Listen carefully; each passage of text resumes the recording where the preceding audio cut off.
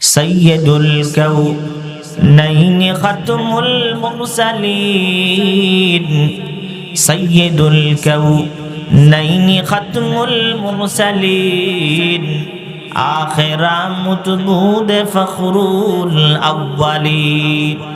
নবীর দাম এমন বাড়ছে, পৃথিবীতে যত নবী আছে সব নবীদের নেতা আমাদের নবী।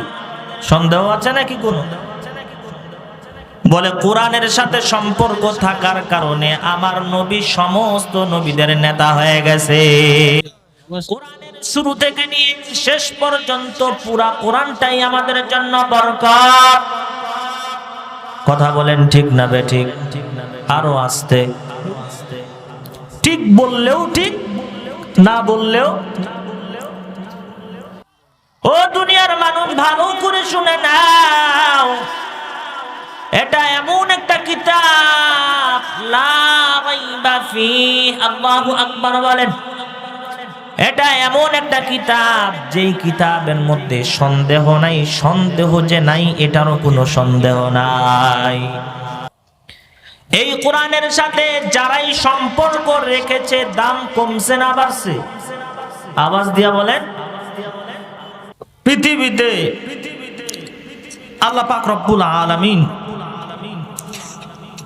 অভিজ্ঞতার আলোকে বলছি, যারাই কোরআনের সাথে প্রত্যক্ষভাবে পরোক্ষভাবে যে কোনো ভাবে সম্পর্ক স্থাপন করেছে, জামানার মধ্যে সবচাইতে শ্রেষ্ঠ হয়েছে। বলেন তো, আল্লাহ পাক যত ফেরেশতা সৃষ্টি করেছেন সবচাইতে দামি ফেরেশতা কয়জন? আপনারা নাম জানেন কয়জনের? 4 জনের নাম জানেন তো? সবচাইতে সম্মানী ফেরেশতা কয়জন? 4। এই 4 জনের মধ্যেও একজন আছে শ্রেষ্ঠ। বলেন তো তার নাম? জিবরিল। অনেকে জিব্রাইল বলি, শব্দটা জিবরিল। এই আল্লাহর ফেরেশতার এত দাম কেন? কেন?